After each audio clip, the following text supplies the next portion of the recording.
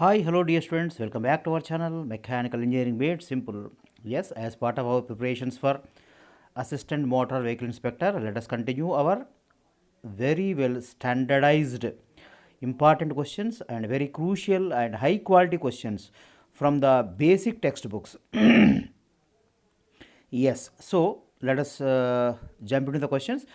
The central gear of an epicyclic gear set is called. So, what is this central gear of an epicyclic gear set is called? It is called the sun gear.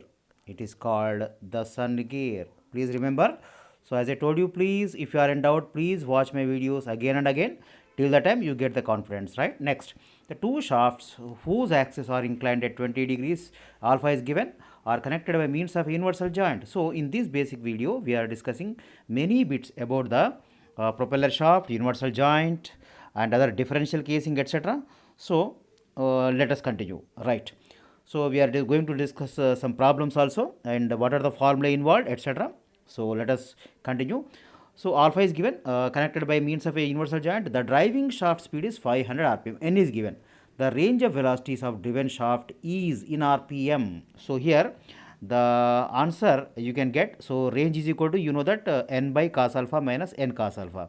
So, n is equal to 5000, alpha is equal to 20 degrees. Substituting, I will get 5000 by cos 20 minus 5000 cos 20. So, I will get 627 rpm. Your answer is 627.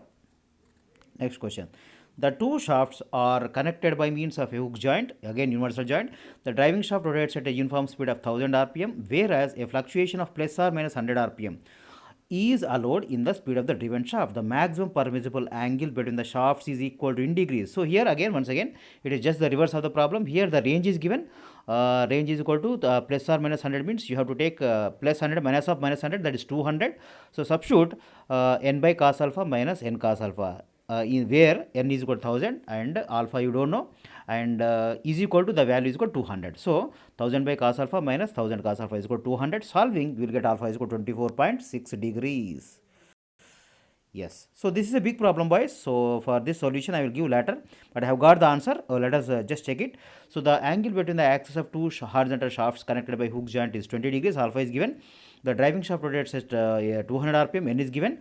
So, this is a bit difficult problem, but anyhow, so I have kept the very high level standard of the examination for your AMBI. That's why I kept such type of bits. Okay, a flywheel of weight 1 kilonewtons, that is 1000 newtons, and radius of gyration k is equal to 200 mm is attached to the driven shaft. The steady torque of 1000 in Newton meters resists. Actually, it is printed as Newton. The torque should be in Newton meters. It is Newton meters. 1000 Newton meters resists rotation of a driven shaft. The torque required at the driving shaft when it has turned through an angle of 45 degrees from initial point will be in Newton meters. So, I have solved this. Anyhow, I will provide the solution.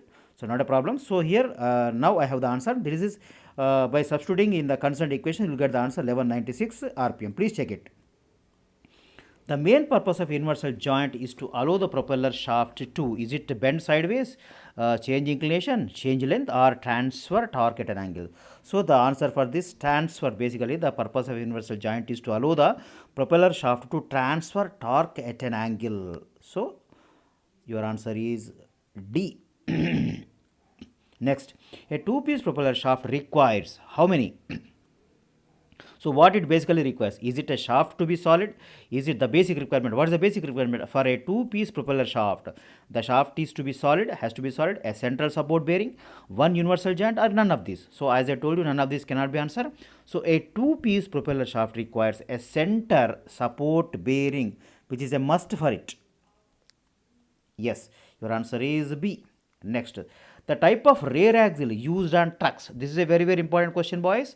So, please remember. So, such type of questions are very frequently asked. So, we have discussed about different types of axles: full floating, semi floating, 3/4 floating, full floating, etc. Right? Right. So, here actually the type of rear axle used in our trucks, Indian made trucks, are basically full floating. We have seen the differences between the full floating, etc. in the previous videos. If you have not watched, please watch all my videos. I have made a playlist for which there are a number of videos for all your coming competitive examinations, AMVI, AEE, and your GATE also. Okay, so please watch them and get benefited. If you have not subscribed, please subscribe, like, comment, and share. So I am going to support you till the exam, boys. There is no doubt about it. We are going to complete the syllabus. I am going to give you daily one video minimum. Okay, so let us slowly complete the syllabus. We have completed approximately 30 to 40% of the syllabus. We will complete the entire syllabus. So please stay tuned. Next, the type of rear axle used in the trucks is, as I told you, it is full floating. Your answer is full floating. Yes. Now, this is once again a very good question. The inner end of the axle shaft is pliant to the. So these are the various elements. Is it crown wheel? Is it differential cage? Is it planet pinion, or is it sun gear? So the basically the inner end of the axle shaft is pliant to the sun gear. Sun gear. So I have taken all the care to prepare very standard bits involving the covering of entire syllabus deep into the subject knowledge. Okay. So please subscribe my channel if you have not subscribed. Please do a favor. I am going to support you till the exam. Okay.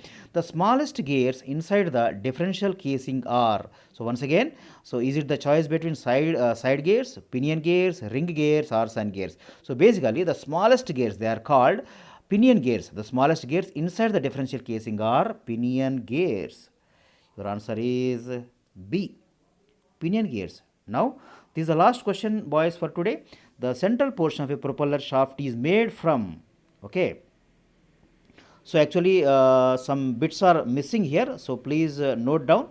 It is A. First choice is gunmetal shaft. Second is steel tube. Third is cast iron rod. Fourth is steel shaft. Actually, the central portion of a propeller shaft is made from. It is made from steel tube. Basically, it is not a shaft. It is actually tube made of steel.